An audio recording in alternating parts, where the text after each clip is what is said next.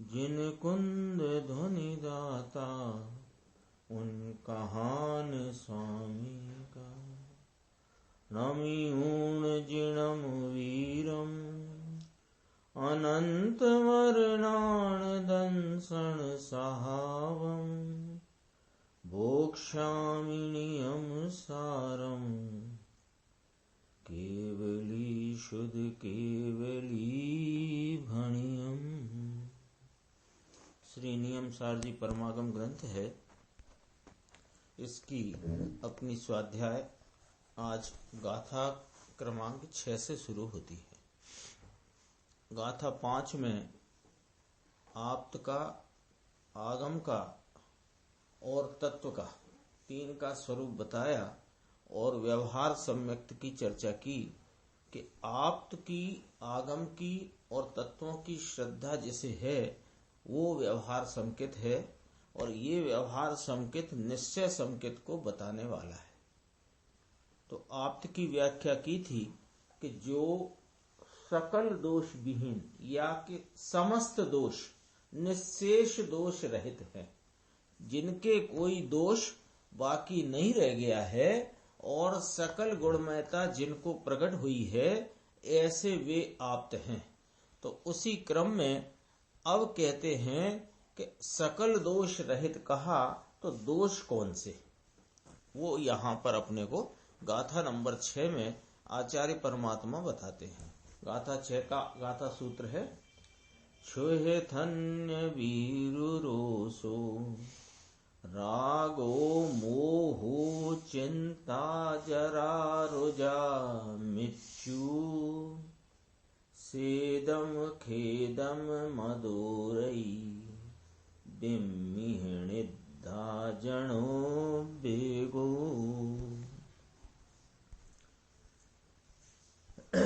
भय रोष राग क्षुधा तृषा मद मोह चिंता जन्मने। रति रोग निद्रा स्वेद खेद जरादि दोष 18। इस प्रकार यहाँ 18 दोषों का वर्णन है। अपन इसका अनुवार देखते हैं।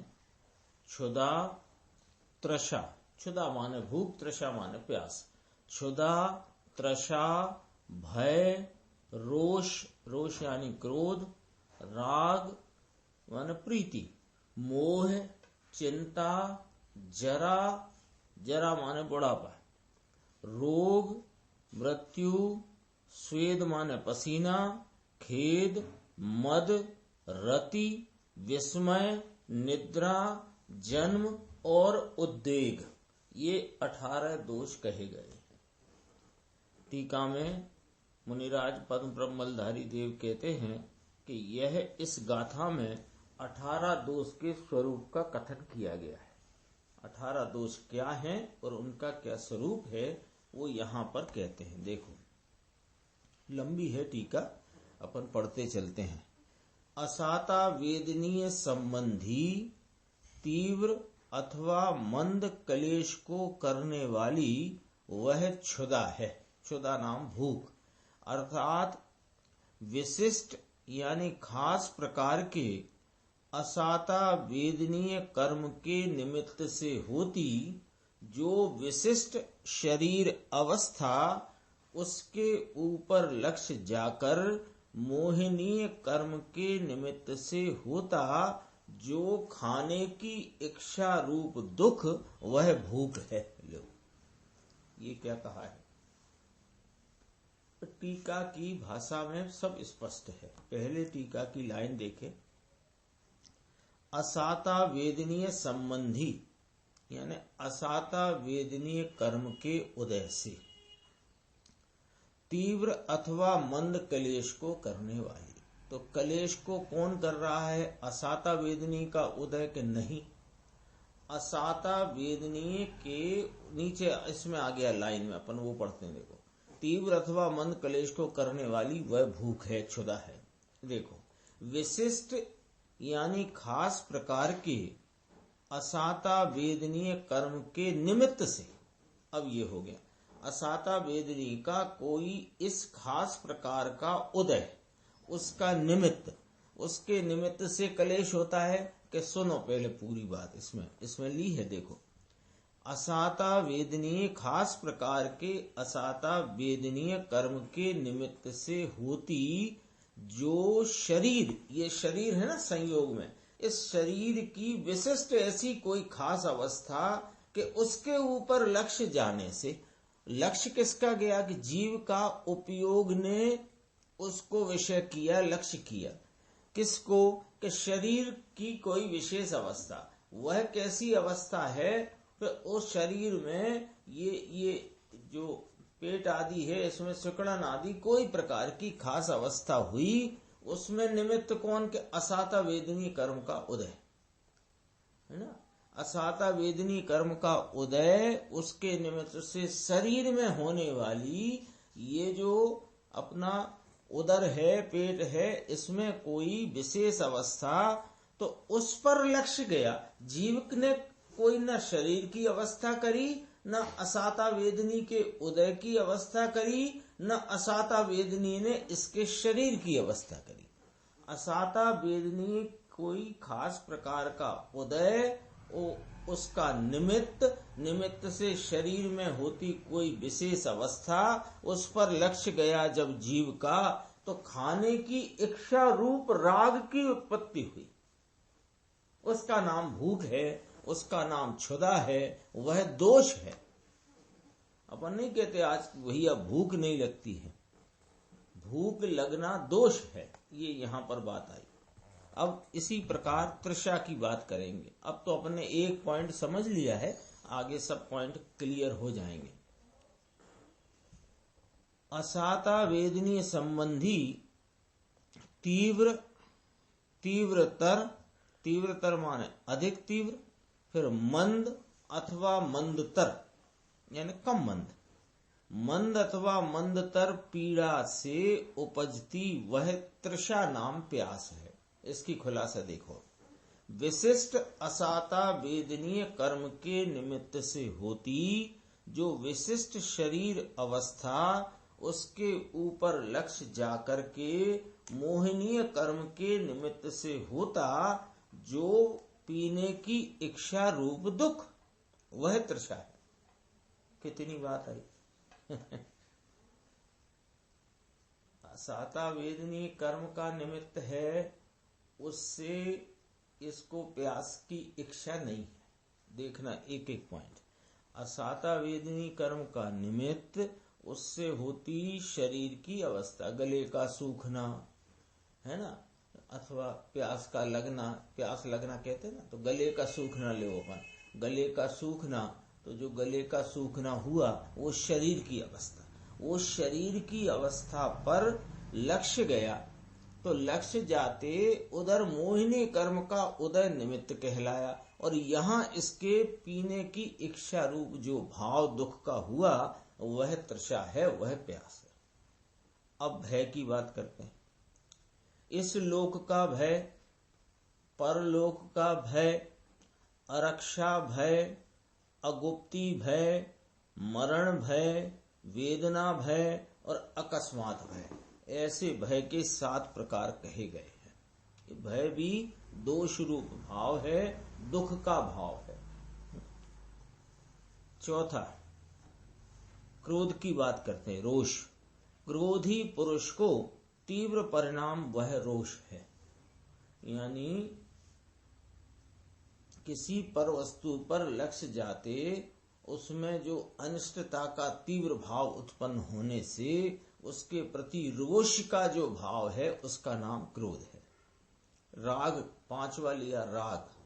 राग प्रशस्त होता है और राग अप्रशस्त होता है। राग के 2 भेद कहे, प्रशस्त राग, अप्रशस्त राग। दान, शील, उपवास तथा गुरुजनों की बैया वृत्ति आदि में उत्पन्न होने वाला वह प्रशस्त राग है। क्यों कि इसमें भी है तो इष्टपने का भाव, प्रीति का भाव, राग का भाव, लेकिन ये प्रशस्त क्या है कि दानशील उपवास रूपी परिणाम गुरुजनों की वैयावृत्ति ऐसे प्रशस्त निमित्तों के लक्ष्य में होता, यह राग प्रशस्त राग है। और स्त्री संबंधी, राजा संबंधी, चोर संबंधी तथा भोजन संबंधी विकथा कहने का और सुनने का कौतूहल परिणाम वह अप्रशस्त राग है। स्त्री संबंधी, राजा संबंधी, चोर संबंधी, भोजन संबंधी विकथा कहना, सुनना और उसमें कौतूहलता क्या परिणाम, ये अप्रशस्त राग है। ये हुए पांचवा बिंदु। छठवां कहते हैं 4 प्रकार के श्रवण संग के प्रति वात्सल्य संबंधी मोह वह प्रशस्त है और उसके सिवाय का मोह अप्रशस्त ही है। अब 4 प्रकार के श्रवण संग की नीचे व्याख्या की है, देखो। ऋषि, मुनि, यति और अनगार, ये 4 प्रकार के श्रवण कहे। रिद्धि वाले श्रवण वे ऋषि हैं तथा अवधि ज्ञान, मन पर्याय ज्ञान अथवा केवल ज्ञान वाले श्रवण वे मुनि हैं। यहाँ केवली परमात्मा को भी मुनि कहा, गुरु कहा, तो कहते नहीं परम गुरु, परम मुनि है कौन, केवली परमात्मा। तो केवली परमात्मा भी इसमें शामिल हुए। अवधि ज्ञान, मन पर्याय ज्ञान अथवा केवल ज्ञान वाले श्रवण वे मुनि हैं। उपसमक अथवा छपक श्रेणी में आरूढ़ जो श्रवण हैं वे यति हैं। ये किसके भेद चलते, श्रवण के। श्रवण के 4 भेद बताए, ऋषि, मुनि, यति और अनगार। ऋषि कहा रिद्धि वाले जो श्रवण वे ऋषि हैं, तो केवली परमात्मा भी आए इसमें। अवधि ज्ञान, मन पर्याय ज्ञान, केवल ज्ञान वाले श्रवण वे मुनि हैं। फिर उपसमक अथवा छपक श्रेणी में आरूढ़ वे श्रवण यति हैं। क्यों यति क्यों कहा, कि वे अपने स्वरूप की प्राप्ति के यत्न में लगे हुए होने से यति कहा। और सामान्य साधु वे अनगार हैं। इस प्रमाण से 4 प्रकार का श्रवण संग है। अब अपन आते हैं कि 4 प्रकार के श्रवण संग के प्रति वात्सल्य संबंधी मोह वह प्रशस्त मोह है और उसके सिवाय का मोह अप्रशस्त ही है। फिर कहा धर्म रूप तथा शुक्ल रूप चिंता विचार प्रशस्त है और उसके सिवाय का आर्त रूप तथा रौद्र रूप चिंतन अप्रशस्त ही है। ध्यान के प्रकार आते हैं 4, धर्म ध्यान, शुक्ल ध्यान, आर्त ध्यान, रौद्र ध्यान। तो धर्म ध्यान, शुक्ल ध्यान रूपी जो चिंता विचार प्रशस्त कहा, और ये अभी विकल्प रूप लेना। वो धर्म ध्यान, शुक्ल ध्यान जो कहा है वह धर्म, वो निर्विकल्प ध्यान को कहा है। और यहाँ पर चिंतन लिया जो चिंता विचार प्रशस्त है और उसके सिवाय का आर्त रूप तथा रौद्र रूप चिंतन अप्रशस्त ही है। ये विकल्पात्मक है ना। फिर लिया त्रियंचों तथा मनुष्यों के वयकृत देह विकार, वय माने आयु, तो त्रियंचों तथा मनुष्यों के आयु संबंधी देह विकार यानी आयु के कारण होती शरीर की जीर्ण अवस्था वह जरा है, वह ही जरा है। जरा नाम बुढ़ापा। फिर कहा वात, पित्त और कफ की विषमता से उत्पन्न होती शरीर संबंधी पीड़ा वह ही रोग है। फिर कहा सादी सा निधन, सादी सा निधन माने उत्पन्न होने वाला और विनष्ट होने वाला। सादी सा निधन मूर्त इंद्रियों वाला विजातीय नर नारकादि विभाव व्यंजन पर्याय का जो विनाश, उसको ही मृत्यु कहने में आया है। यहाँ ये भी व्याख्या आ गई, मृत्यु कैसे कहना, क्योंकि जगत में जितने पदार्थ हैं चेतन अचेतन, वे कोई उत्पन्न और विनष्ट नहीं होते। वे सब के सब अनादि निधन अविनाशी हैं, चाहे जड़ हो चाहे चेतन हो।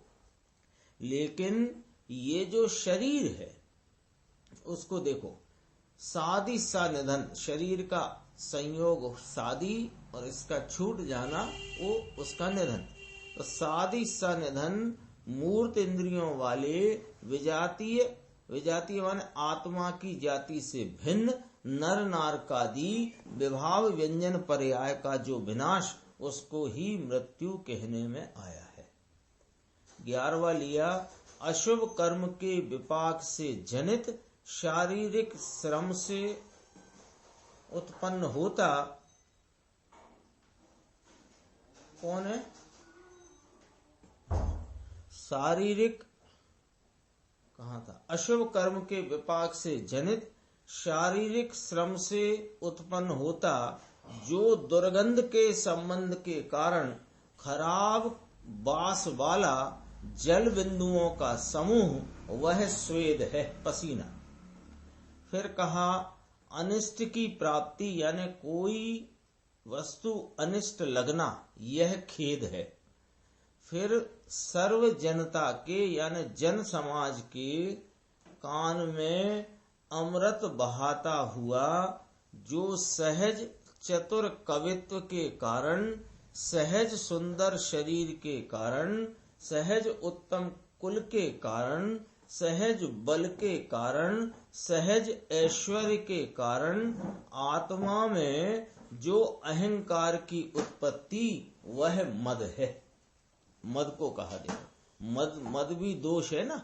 स्वेद की बात हो गई थी, खेद, स्वेद, स्वेद, खेद, और अब मद कहा 13वें नंबर पे कि जन समाज के कान में अमृत बहाता, सहज चतुर कवित्व के कारण, यानी ये वचन अच्छे मधुर वचन, सहज सुंदर शरीर और सहज उत्तम कुल और सहज बल के कारण तथा सहज ऐश्वर्य के कारण आत्मा में, ये सब संयोग में है ना, अच्छे वचन, अच्छा शरीर, अच्छा कुल, बल, ऐश्वर्य, इसके कारण यानी इस पर लक्ष्य करके जो आत्मा में अहंकार की उत्पत्ति है, वह मद है। फिर कहा मनोज्ञ नाम मन पसंद वस्तुओं में परम प्रीति वह ही रति है। और 15वां जो दोष बताते हैं, परम समरसी भाव की भावना रहित जीवों के यानी परम समता भाव के अनुभव रहित जीवों के कभी पूर्व में नहीं देखे हुए को देखने के कारण होता जो भाव है, वह विस्मय है। विस्मय कैसे होता है? अज्ञानी को, ऐसा लिया इसमें, है ना, अज्ञानी को विस्मय होता है, कोई पहले कभी नहीं देखा, तो विस्मय होता है। लेकिन किसको लिया? कि परम समता भाव के अनुभव रहित जीव। फिर कहा केवल शुभ कर्म से देव पर्याय में जो उत्पत्ति और केवल अशुभ कर्म से नारक पर्याय में जो उत्पत्ति, माया से त्रियंच पर्याय में जो उत्पत्ति और शुभाशुभ मिश्र कर्म से मनुष्य पर्याय में जो उत्पत्ति है, वह जन्म है। मृत्यु की व्याख्या पहले कर दी थी, विभाव व्यंजन पर्याय के ये शब्द आया था। उसका जो विनाश, किसका विनाश होता है? विभाव व्यंजन पर्याय का। न जड़ का विनाश है न चेतन का विनाश है, लेकिन साधि सानिधन ये जो विभाव व्यंजन पर्याय हैं मूर्त इंद्रियों वाली, इनका विनाश इसको मृत्यु कहने में आया। और यहां पर अब जन्म की बात कहते हैं।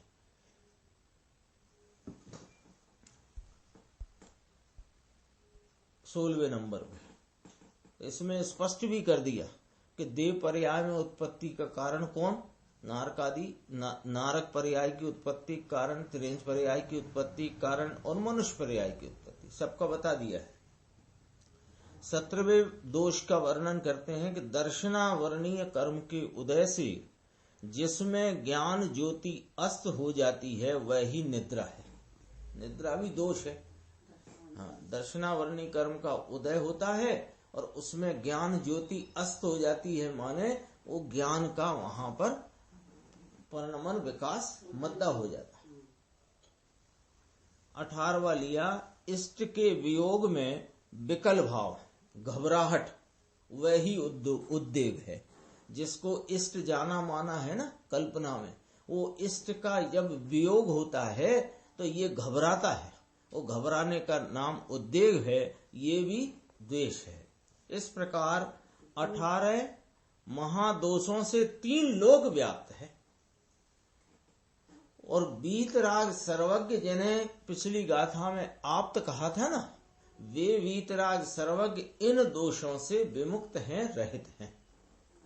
और पूरा 3 लोक इन 18 महादोषों से व्याप्त पड़ा हुआ है। अब इसकी टीका करके इसमें मुनिराज श्लोक कहते हैं और अन्य शास्त्र का भी यहाँ पर हवाला देंगे। देखो अभी तो इसी के ऊपर कहते हैं। और उनके नहीं, ये रह गया, वीतराग सर्वज्ञ को द्रव्य भाव घाती कर्मों का अभाव होने से उनको भय, रोष, राग, मोह, शुभ अशुभ चिंता, खेद, मद, रति, विस्मय, निद्रा तथा उद्वेग कहाँ से हो। ये पॉइंट है इसमें समझने का। ये पूरा एक ब्रैकेट में चर्चा है। पहले तो 18 दोष बताए, 18 दोषों का क्या स्वरूप है ये बताया, और 18 दोष 3 लोक में व्याप्त है, यानी 18 दोष रूपता से 3 लोक के जीव व्याप्त हैं। एक वीतराग सर्वज्ञ हैं जो इन दोषों से मुक्त हैं, विमुक्त हैं।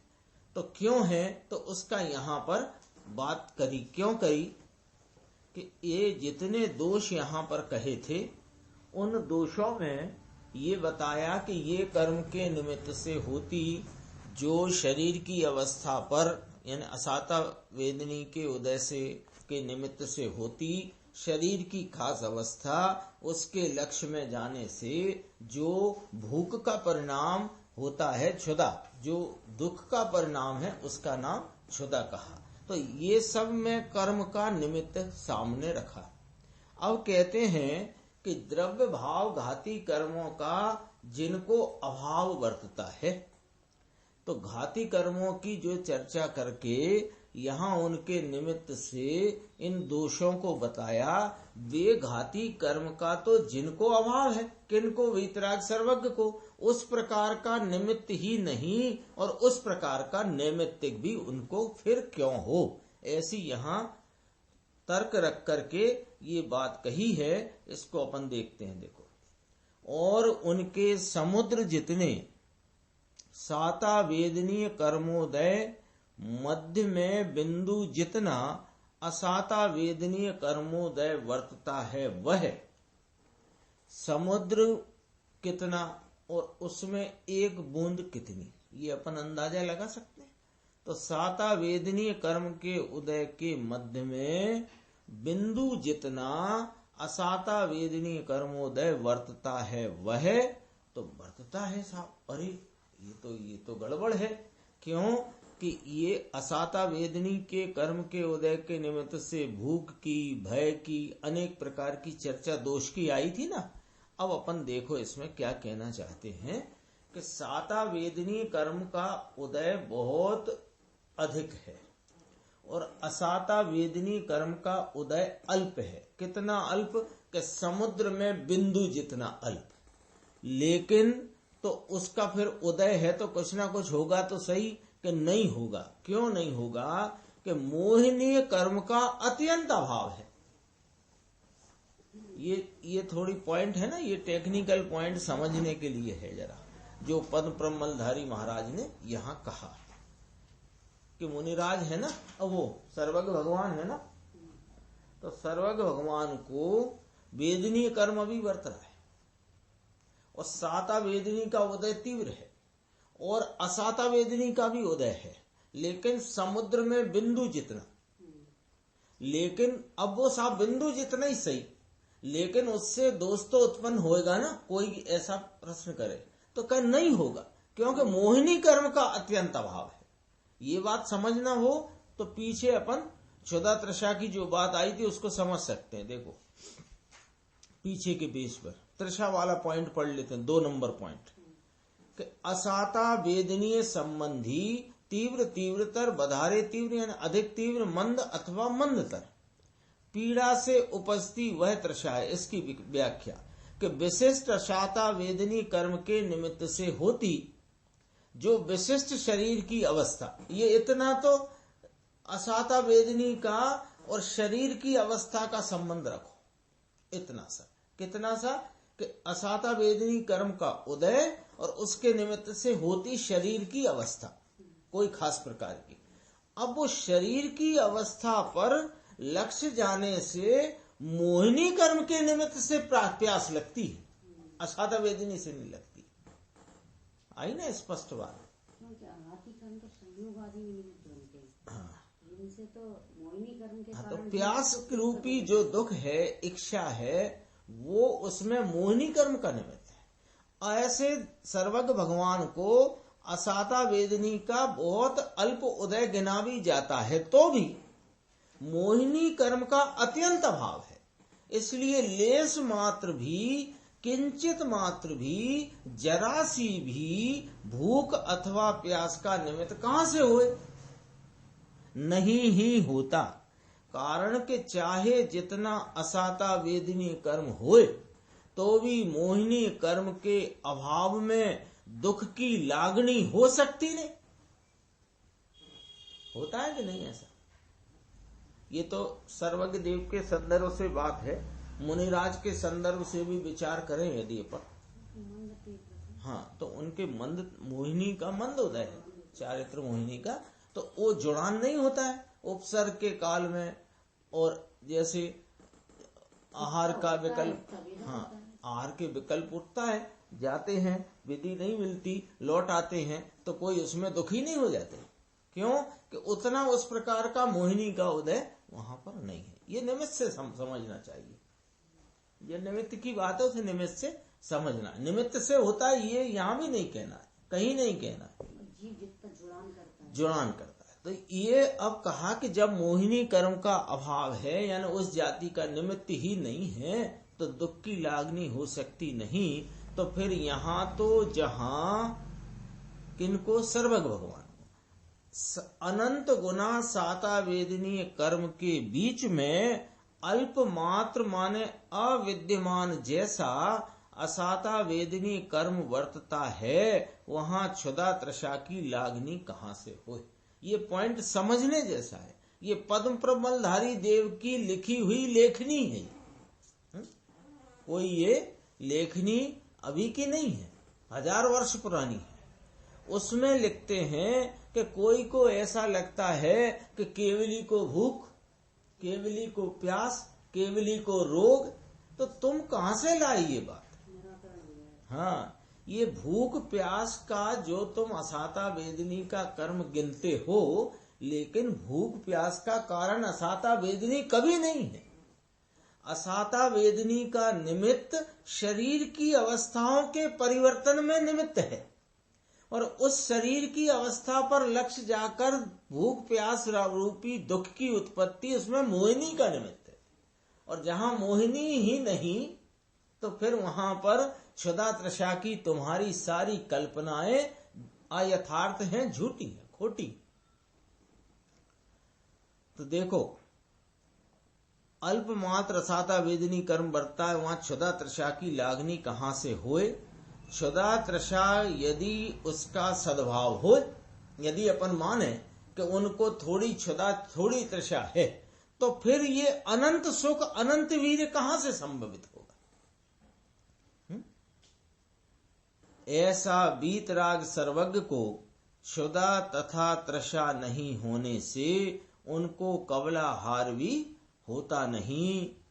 कबलाहार बिना भी उनको अन्य मनुष्यों को असंभवित ऐसे सुगंधित सुरस वाले सप्त धातु रहित परम औदारिक अन्य मनुष्यों को असंभवित है ये शरीर का इस प्रकार का होना। सुगंधित सुरस सप्त धातु रहित परम औदारिक शरीर रूप 9 कर्माहार के योग्य सूक्ष्म पुद्गल प्रतिक्षण आते हैं और उससे शरीर स्थिति उनकी रहती है। और पवित्रता तथा पुण्य का ऐसा संबंध होता है कि घाती कर्मों के अभाव के और बाकी रहे अघाती कर्मों के ऐसा सहज संबंध है कि वीतराग सर्वज्ञ को वह बाकी रहे हुए अघाती कर्मों के फल रूप परम औदारिक शरीर में बुढ़ापा, रोग और पसीना नहीं होता है। और केवली भगवान को भवांतर में उत्पत्ति के निमित्त भूत शुभ अशुभ भाव नहीं होने से उनको जन्म नहीं होता, और देह वियोग के बाद भवांतर प्राप्ति रूप जन्म होता नहीं, इसलिए देह वियोग को मरण कहलाता नहीं है। जब चार गति का कारण का बताया शुभ अशुभ उनको है नहीं, तो चार गति में जाना नहीं तो जन्म नहीं और मरण भी नहीं। क्यों कि उनका अब भवांतर की प्राप्ति रूप जन्म नहीं, तो ऐसे मरण कहे कौन, निर्वाण कहते हैं। हाँ, तो अब जब शरीर का वियोग होता है तो सामान्य जिसको भवांतर में जाना है उसके शरीर के वियोग को मरण कहा जाता है। अब जिसको भवांतर में जाना ही नहीं, अन्य भव में जाना ही नहीं, तो उसको निर्वाण कहते हैं, मरण नहीं कहते हैं, ऐसा लिया। और केवली भगवान को भवांतर में उत्पत्ति के, ये तो हो गया था। इस प्रकार वीतराग सर्वज्ञ 18 दोष रहित हैं।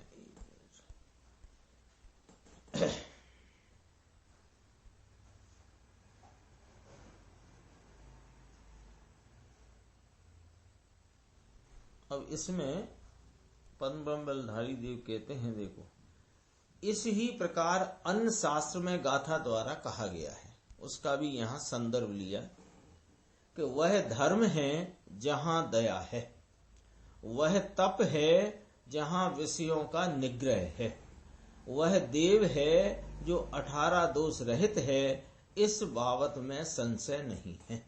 ऐसी एक गाथा का यहाँ उल्लेख किया। इसमें भी अपन समझना चाहें, गुरुदेव से समझेंगे थोड़ा इसका विशेष। धर्म है, कहाँ धर्म बताया, दया है। दया को किसकी लेना, स्वरूप की दया, वो धर्म है। और विषयों का निग्रह वो तप है, यानी समस्त विषयों और विषयों के प्रति का लक्ष्य छोड़कर स्वरूप में प्रतिपन्न करना, वो तप है। और फिर देव किसे कहा कि जो 18 दोष से रहित हैं, इस बाबत में कोई संशय नहीं। विद्यानंदी स्वामी ने ये बात श्लोक द्वारा कही है, ये बहुत प्रसिद्ध श्लोक है कि इष्ट फल की सिद्धि का उपाय सुबोध है, यानी मुक्ति की प्राप्ति का उपाय सम्यक ज्ञान है। और सुबोध सुशास्त्र से होता है, और सुशास्त्र की उत्पत्ति आप्त से होती है। इसलिए उनके प्रसाद के कारण, क्या प्रसाद है उनका, सुबोध। यहां वापिस चले ना, आप्त से उत्पत्ति है सुशास्त्रों की, और सुशास्त्र से सुबोध की उत्पत्ति है, और सुबोध इष्ट फल की सिद्धि माने मुक्ति का उपाय है। तो उनके प्रसाद के कारण आप्त पुरुष बुद्ध जनों द्वारा पूजने योग्य हैं, यानी मुक्ति सर्वज्ञ देव की कृपा का फल होने से सर्वज्ञ देव ज्ञानियों द्वारा पूजनीय हैं, क्योंकि किए हुए उपकार को साधु पुरुष नाम सज्जन लोग भूलते नहीं हैं। ये प्रसिद्ध है बहुत, ये चलता है श्लोक विद्यानंदी स्वामी का। गुरुदेव का अपन प्रवचन गाथा 6 पर है, वो देखते हैं। ये 18 दोष के स्वरूप का कथन है। देखो वीतराग के मार्ग में परमेश्वर अरिहंत कैसे होते हैं कि 18 दोष रहित होते हैं। इसकी व्याख्या, कोई भी इनमें से एक दोष सहित होए वह अरिहंत है नहीं।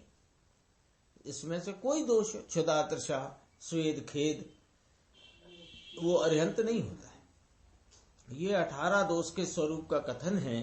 टीका से शुरू करते हैं। असाता वेदनी संबंधी तीव्र अथवा मंद क्लेश को करने वाली क्षुधा, क्षुधा भूख।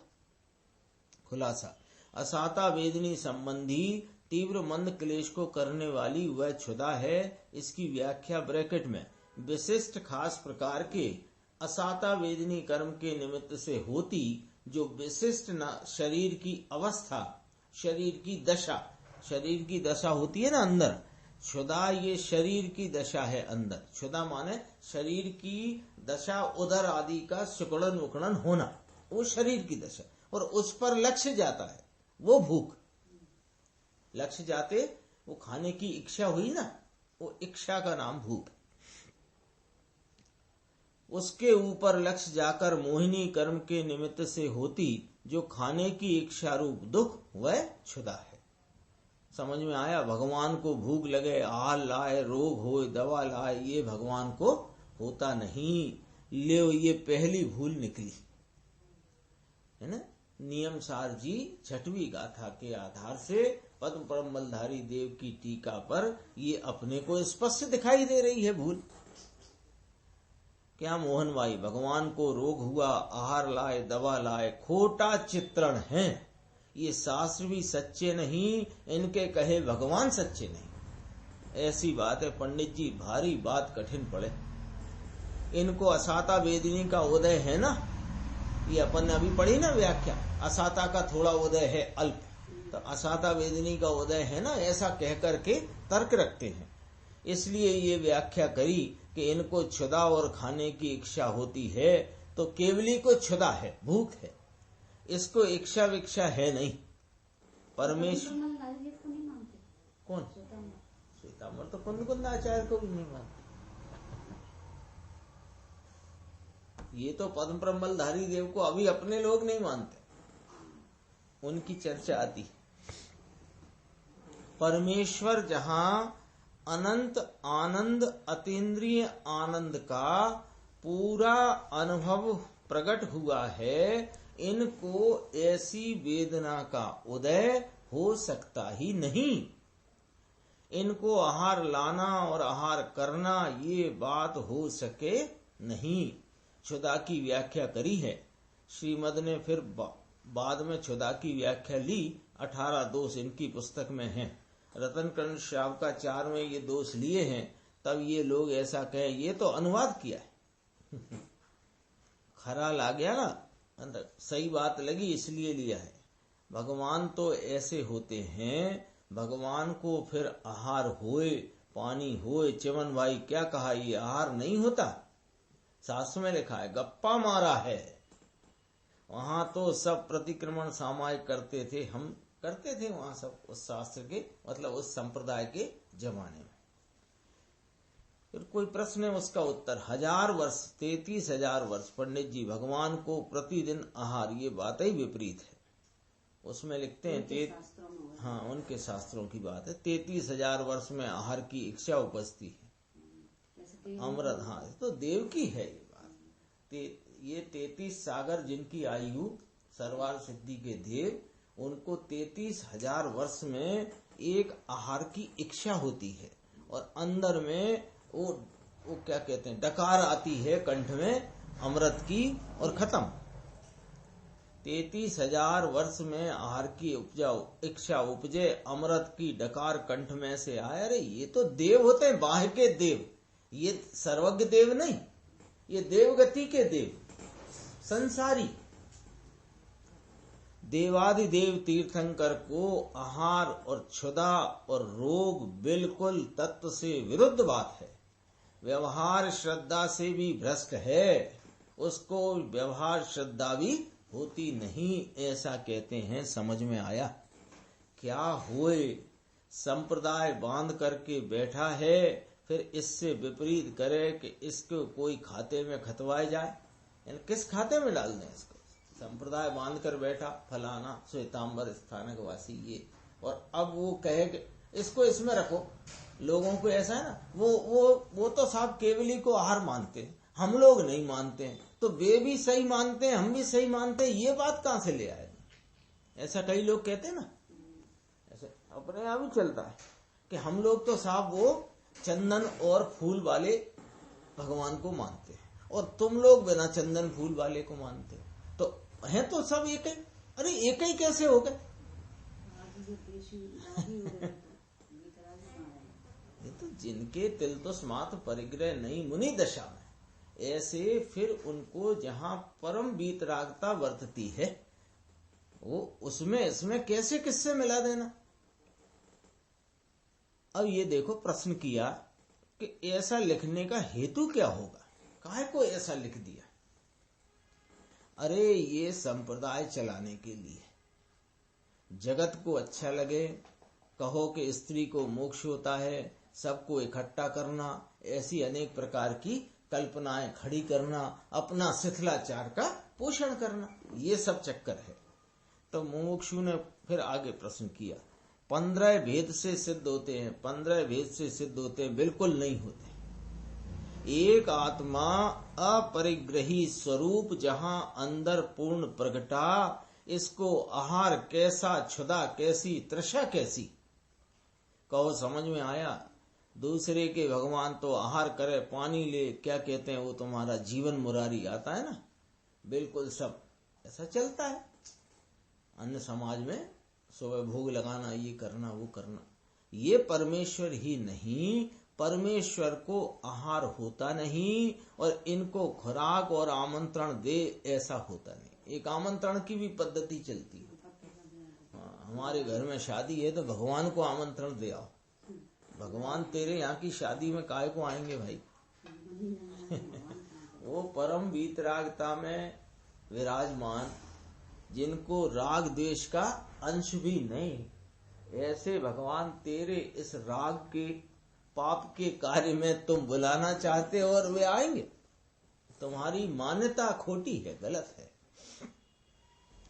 तो साधारण बात है, ऐसी क्षुधा तृषा लगे, ऐसा असाता का रस रह गया है, क्या उसमें तर्क निकाले कि देखो शास्त्रों में लिखा है कि असाता वेदनी का अभी उदय बाकी है, ऐसा कह करके निकाले। लेकिन पहले पूरी बात तो समझ लो। एक पॉइंट जिसने ये समझ लिया कि क्षुधा और तृषा किसे कहते हैं, उसे पूरी बात समझ में आ जाएगी। क्षुधा किसे कहते हैं कि असाता वेदनी के उदय से भूख लगती है कि ना, गलत है ये बात।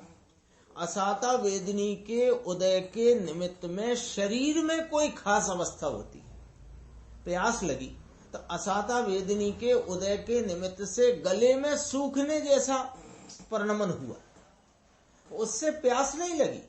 प्यास तो उस गले की सूखी हुई अवस्था पर लक्ष्य जाने से, मोहिनी कर्म के उदय के निमित्त से जो द्वेष रूप भाव हुआ, गले के सूखने के प्रति द्वेष और पानी के प्रति राग, ये प्यास का, ये इसका नाम प्यास।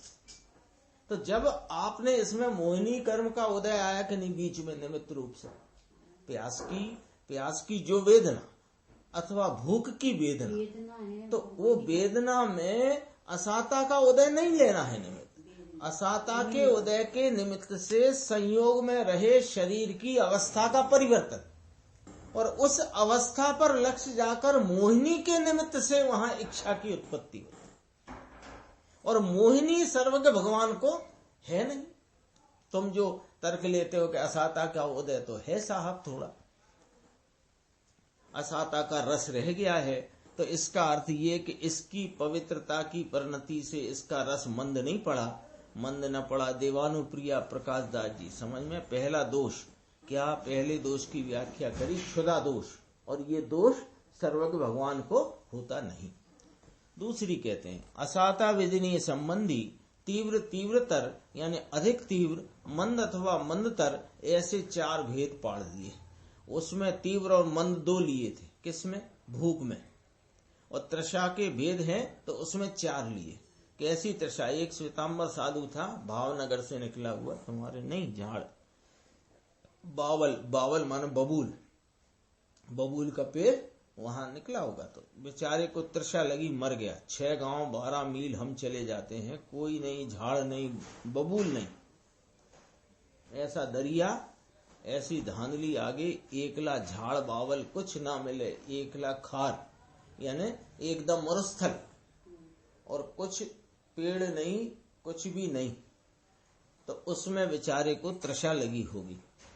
कुछ कहा तो रास्ते में पानी कम मिले, रास्ते में खाली हुए, रास्ते में भरे नहीं, रास्ता खाली, पानी नहीं, वो कोई प्रसंग था। यहाँ कहते हैं असाता वेदनी संबंधी तीव्र कषाय, तीव्रतर यानी अधिक तीव्र, गला चिपक जाए ना। मंद अथवा मंदतर, फिर ऐसा लिया थोड़ी भी नहीं, और मंदतर माने पीड़ा से इतनी थोड़ी, पीड़ा कम, ऐसे उतना। विशिष्ट असाता वेदनी कर्म के निमित्त से होती जो विशिष्ट शरीर अवस्था, ये शरीर की दशा है, ये सब जड़ की दशा है, ऐसा असाता का उदय तीर्थंकर को हो सकता नहीं।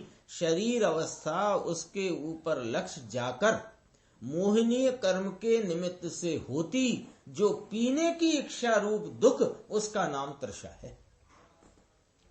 पूर्ण जहाँ अतीन्द्रिय अमृत का दरिया उछला है, जहाँ सम्यक दर्शन में भी अतीन्द्रिय आनंद का स्वाद आता है, तो तब केवली परमात्मा को तो अतीन्द्रिय आनंद का दरिया समुद्र उछल गया है। बालचंद जी क्या तुम दर्शन में थोड़ा सा आता है। हाँ, तो वहाँ तो अनंत आनंद उछलता है। क्या है तुम्हारे संप्रदाय में पूर्व की बात है, पूर्व में ये था, पिताजी को ये था कि नहीं? अरे पिताजी को तो वो मान्यता थी श्वेतांबर की, ऐसा याद कराते। तृषा भगवान को होती नहीं, पानी ले आओ पानी पिए ऐसी इच्छा होती नहीं, ऐसी शरीर की अवस्था भी इसको होती नहीं। यानी वो असादा वेदनी के उदय से अपन शरीर की अवस्था गिन रहे हैं ना, लेकिन इनको ऐसे शरीर की अवस्था भी नहीं होती, क्योंकि परम औदारिक शरीर उनके संयोग में है। भाई शरीर की अवस्था भी ऐसी नहीं हो, इच्छा तो नहीं होती लेकिन शरीर की अवस्था ऐसी नहीं होती। तो मुमुक्षु ने कहा परम औदारिक, कि हाँ परम औदारिक शरीर है। दूसरा केवली हो तो परम औदारिक फिर हो जाए, ये तो पहले परम औदारिक शरीर लेकर आते हैं। तीर्थंकर आदि परम औदारिक शरीर लेकर आते हैं, और कोई तीर्थंकर ना हो और सामान्य शरीर का संयोग हो, पर केवल ज्ञान होते हुए शरीर परम औदारिक हो जाए। ऐसा भगवान तो जन्मे तब से परम औदारिक। अरे केवली को क्षुधा तृषा कैसी, जन्मे तब से इसको क्षुधा तृषा होए, लेकिन निहार नहीं होता है। गृहस्थाश्रम में भी भगवान को आहार होता है, पानी होता है, लेकिन निहार नहीं होता। आत्मा की पवित्रता लेकर आए हैं ना, ऐसा पुण्य साथ में है, ऐसी पवित्रता साथ है। जगत लुट गया है धर्म के नाम पर क्या होए। फिर मुमुक्षु ने वानिया की नाम लिया, तो वानिया झट सहेलू मिले सहेलू लुट गया, है ना। इसका वानिया का धंधा क्या है कि सरलता से मिले तो बस सरल, हमको तो सरल चाहिए, हमको ये तत्व की बात बहुत विशेष मत करो, हमको तो सरल चाहिए। तो सरल के चक्कर में ये लुट गया। साग का दृष्टांत नहीं आता, भिंडी और दूधी माने लौकी। बनिया का दृष्टांत नहीं, बहुत गजब का दृष्टांत है, ये देखना जरा। आधे मन साग बेचने के लिए लेकर आया होगा, अब खप गया, इसमें 10 सेर बाकी रही। लौकी लाया है ना, तो लौकी कितनी लाया? आधे मन, 20 किलो लौकी लाया या जो भी लाया। अब बिक गई, इसमें 10 सेर बाकी रह गई। अब शाम का हो गया टाइम, पर कोई टूआ क्या कहते हैं, दूधी भिंडी घिसाड़ा अच्छे बीन के ले गए। हाँ, अब दिन भर में जो ग्राहक आया वो सब उसमें से छांट के ले गए। अपन भी लाते हैं ना, छांट के लाते हैं। 10 लौकी रखी और डलिया में, तो उसमें अपन छांटेंगे, तो ऐसे छट के सब बिक गई। अब थोड़ा रह गया। अब बाद में शाम को आया बनिया लोभी, तो बनिया जरा लोभी आया होगा कि देखो भाई 8 आना सेर तुमने अभी तक बेची है और अब ये 10 सेर है, तो 4 आना सेर दो। टूबा है, टूबा समझते हो, डंक, थोड़ा सड़ गया है, थोड़ा इसमें दाग है, थोड़ा ये इधर से काली पीली है।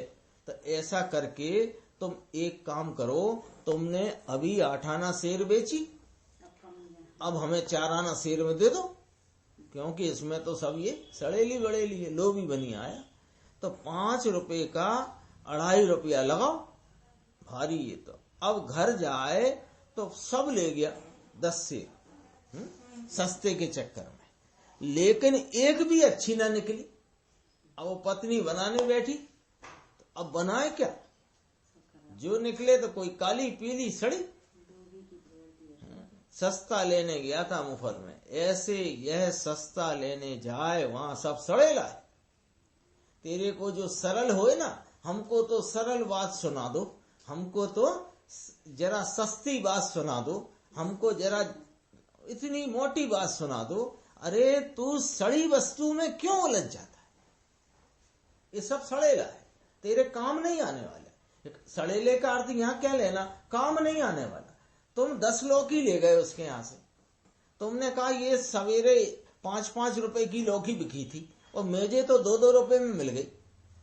तो तुम 5, तो वो 10 रुपए में 2 लौकी लेके गए थे सवेरे वाले भाई साहब, और तुम 10 रुपए में 5 लेके आ गए, पर पांचों की पांचों किसी काम ना आए, और उनके यहां तो आज भी बनी और कल भी बनी।